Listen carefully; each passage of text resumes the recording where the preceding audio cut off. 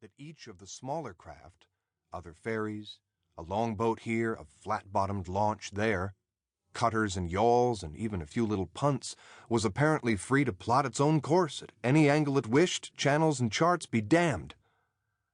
One big sidewheel steamer called the Novelty was pulling away from a pier straight ahead, as another, the Intelligence, steamed in for a landing from the north, its puffy tails of black smoke and white steam extending almost the whole width of the river, like some heavenly bridge. The Davy Crockett's engine slowed. Ben was at the bow, bags in hand. At the next pier over, cotton was being unloaded from a Charleston steamer.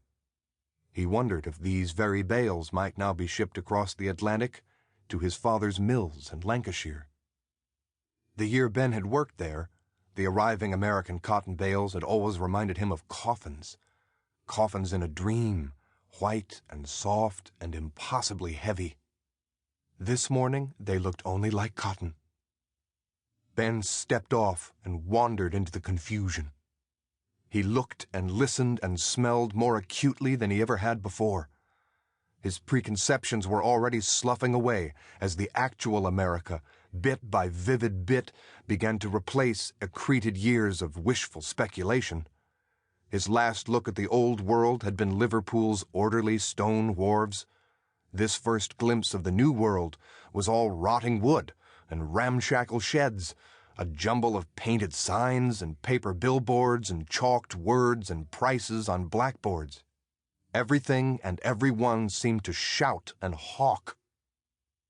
A few yards away, a respectable-looking older woman was addressing a pair of respectable-looking younger men, one of whom was not just laughing aloud but guffawing in the street so madly that he seemed about to tumble over.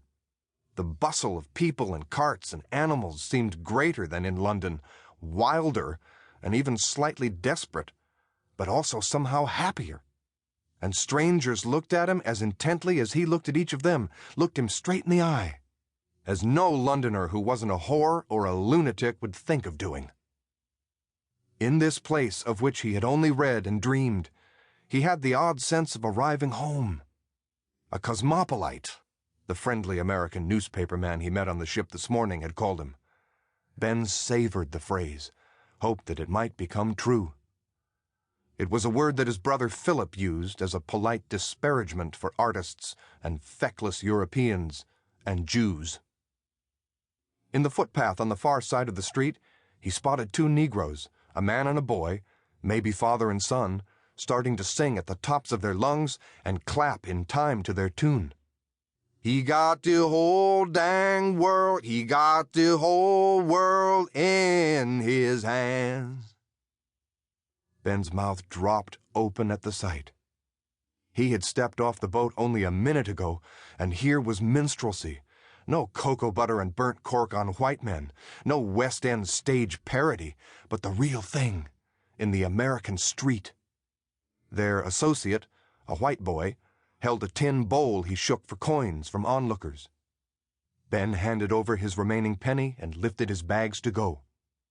He's got the whole world in his hand. As he walked toward a cluster of hackney cabs, he happened to glance at the smallest sign among the scores that surrounded him.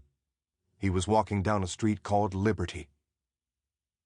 His cab driver was friendly and talkative in just the brassy way Americans were reputed to be. In their first minute together, he had asked Ben his age, 26, and if he was planning to stay in New York for a while, yes. "That there is the superb Trinity Church," the driver said as he turned north, pointing like a hired guide at a brand-new fake Gothic spire. "Anglican?" Ben asked. "Aristocratic," the driver said without a smile, "and the tallest doggone thing on the continent." "And that fine place?" Ben asked of a building across Broadway. "Is an army headquarters?"